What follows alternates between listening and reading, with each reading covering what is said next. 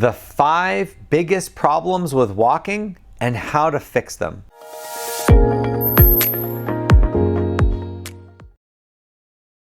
Hi, my name is Doug. I've been a physical therapist for 30 years and I specialize in helping people with balance problems learn to walk again. In this video, I'm going to show you the 5 biggest mistakes that seniors make with walking and how to fix each one of them. Bad turns. The number one reason that people fall is because when they turn, they cross their legs. There was a study done in Great Britain where they looked at videos in nursing homes. And what they found was that when they looked at all the falls that the video recorders showed, that most of the falls, like 80% of the falls, the person crossed one leg over the other and then fell. If you're walking and when you turn, you cross your leg over to make the turn, that's a very dangerous thing. And I've seen a lot of clients do that on their first day in my office. So that's something that I work with every client, is teaching them to turn basically with their legs apart. So your feet should never cross when you turn. So if you turn to your left leg starts the turn and is what's lifting off the ground when you make the turn. Your right foot should not cross over your left to turn to the left. You should never cross your other foot over to make a turn because it's highly likely that you'll fall if you do that. And if you practice turning correctly, then a lot of times that will become your habit. So whenever you turn to the right or left, you want to take a wide turn. You want to have your feet apart because that's a way to guarantee that you won't fall. Step turn training. To do step training, you'll need 2 steps. You can use these aerobic steps like I use, or even anything that you can stand on. You want to arrange them so that you can stand between the 2 steps. And then all you do is you practice turning to your left and stepping up, then stepping back down to the center, then turning to the right and stepping up, and then stepping back down to the center. What this exercise will do is promote a correct turn. It'll encourage you to turn the right way and to never cross. The idea is when you're out and about, you're going to use this method even if you're stressed, even if you have to make a quick turn, you're going to turn in the correct way. Another big issue is shuffling. Shuffling is when you walk with your feet too wide apart. Normally, you're supposed to walk with one foot in front of the other, but many people that have had falls or who are afraid of falling tend to shuffle because they don't want to lift their foot off the ground when they walk. They're actually afraid of balancing on one leg. Here are 2 exercises that I use to correct this problem. Weight shifts. To do weight shifts, you'll need something sturdy to hold on to. You can use a countertop or the back of a chair, anything that's sturdy. To do this correctly, you want to grab with both hands on something sturdy and then put all your weight on one leg while you lift the other foot off the ground. Then you're going to shift your weight over to the other leg. You want to repeat this going right to left. Now, the main thing that people have trouble with this is they don't shift fully onto both sides. You want to have both of your hips over your leg on the right and both sides of your hip over your left leg on the left. And that means shifting fully in each direction. Most people, what they'll do is not shift much at all. The reason people shuffle is they're not shifting their weight. And that's why this exercise is so helpful. The goal of this is to do this for 20 repetitions, just one set of 20. This isn't really an exercise as much as it is a balance training thing. So you only want to try to work up to doing 20 repetitions to the right and 20 to the left. Many people have trouble with this and they can only do 3 or 4 repetitions before they find it difficult. That's fine. You have to start somewhere. I would tell you to practice this over the course of weeks, if not months, to get better at it. Single leg standing. To do single leg standing, you need something sturdy in front of you. You can use a countertop or the back of a chair, anything that's sturdy. You want to lift one leg up and shift all your weight over to the one leg you're going to stand on, and then try to let go. Your goal with this exercise is to let go for 20 seconds before you have to grab the counter and then shift to the other leg and do the same thing for 20 seconds. We want you to be able to do this 3 times on each leg for 20 seconds. But most of the clients that I see and most of the people I work with, this can take months to get to this goal. In the beginning, it's fine if you have to hold the countertop with one finger or even one hand just to get used to this exercise. The key to this exercise, the thing that most people struggle with, is they're not shifting their weight enough. When you stand on one leg, you have to shift all of your weight over onto that side to allow you to stand on one leg without holding on.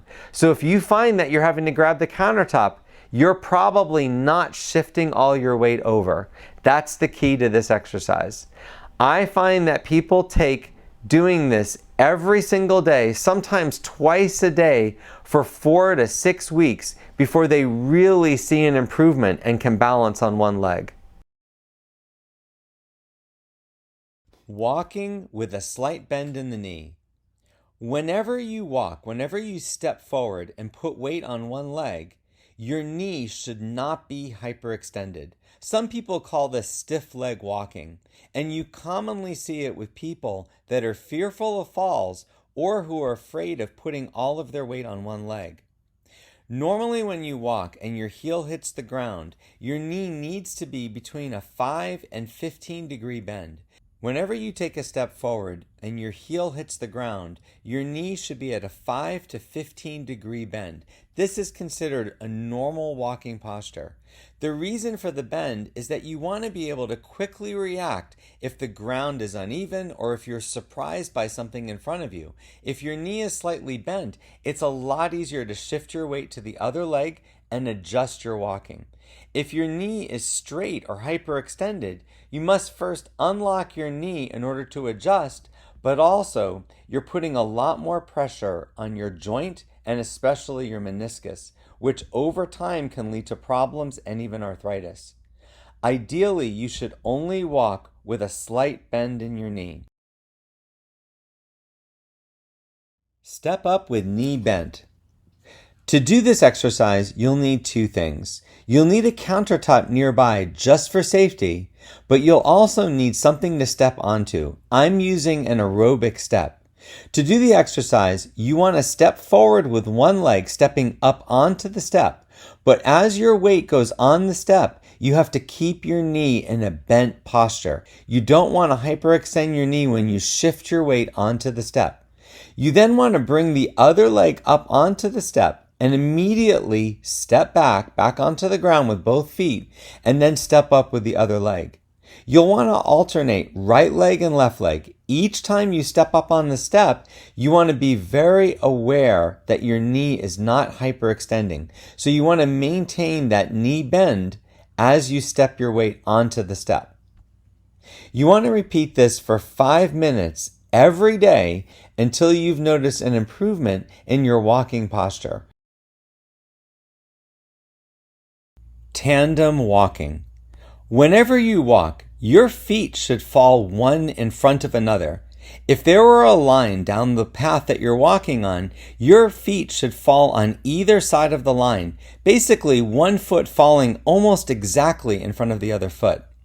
The problem is many people shuffle while they walk. When you shuffle, your feet are wider apart and they're not falling one foot in front of the other. People do this because they're either afraid of falling and their walking is more stiff, or they're afraid of standing on one leg. Normally when you walk, you have to balance on one leg to put your other foot in front. This is considered normal walking and is the strategy of walking that allows you to easily adjust to changes in your environment and react if you're at risk of falling. If you watch normal gait, you'll notice that the person is shifting their weight from side to side as they bring one foot in front of the other. When you shuffle walk, you're no longer shifting your weight. Instead, your feet are going further and further apart and you're not lifting your feet high above the ground. Not only does this make it more likely that you can catch something with your foot, but if you have to adjust your balance, it's a lot easier to shift your weight and move out of the way of something or avoid an obstacle with this gait pattern. Ideally, the safest way to walk is with a tandem gait pattern, one foot in front of the other. Heel to toe walking. To do this activity, you just need something sturdy to hold on to. You can use a countertop, the back of a chair. You can even use your kitchen sink. You want to walk heel to toe 2 to 3 steps in one direction, then grab onto that object, turn around, and walk 2 to 3 steps in the other direction. When you're walking heel to toe, you're actually putting one foot in front of the other with your heel touching your toe. Your goal for this exercise is to do this 3 times in each direction without holding on. In the beginning, you might have to hold on the entire time or at least put one finger on the countertop the whole time. That's fine. People aren't automatically able to do this exercise. Most of my clients have to practice this for weeks, if not months, every single day before they get good enough to do it without holding on. Not using an assistive device if you need it. A lot of people walk without an assistive device, but some of them really need to use one. If you're finding that you're not walking as much because you feel unsteady, but you're not using a rolling walker or a cane, you might ask yourself the following question. When I go to the supermarket and I'm pushing the shopping cart, do I feel more steady?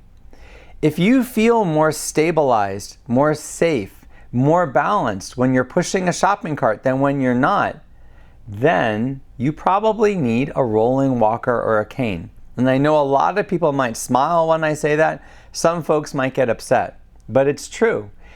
Most people don't feel more stable when they're pushing a shopping cart. I don't. When I walk with a shopping cart, it feels to me the same as when I'm walking. But if you feel a big difference, then what that should tell you is you need something to stabilize yourself, to give you more points of contact with the ground so that you feel steady enough to walk in a normal fashion. And if that describes you, then using a walker or a cane would actually help you because then you'd be able to walk more. One thing to consider is this. If you've slowed your walking down or you're just not walking as much because you're afraid of walking or because you're unsteady, if you use a walker or a cane and it allows you to walk more, your balance might improve enough that you no longer need that walker or cane. Don't look at using a walker as something that you can become addicted to or something that's going to make you worse. It's a fallacy that walkers make people bend forward or walkers make people worse. The truth is, people that need a walker, people that are already bending forward, are already having difficulty with their walking, they're the ones using a walker. So it looks like it's causing it, but actually that's the thing that's helping them. If you use a walker and you can increase your activity level, increase the number of steps you take in a day, you could actually get so much better at walking. Your balance can improve so much that you could get rid of the walker or at least go from a walker to a cane and then to nothing. And I've seen that happen time and time again. But you won't believe how many people refuse to use a walker because they don't want to be seen using that or they're afraid of it. And then their balance and their walking diminishes because they're just not walking enough. With any balance exercise, you want to practice it at least for 5 minutes a day. So no matter what the exercise, you want to keep repeating it for about 5 minutes. There's not a specific number of sets and reps. You just want to do it for about 5 minutes and try to practice that every single day. I hope you found this video helpful. If you want to see more videos like this, please subscribe to my channel. And if you would like to work with a therapist or trainer that's trained in the techniques that you just saw, they can go to proprioceptiverehab.com to get training from me in exactly how to do this. I offer a course in proprioceptive rehabilitation for physical therapists and personal trainers.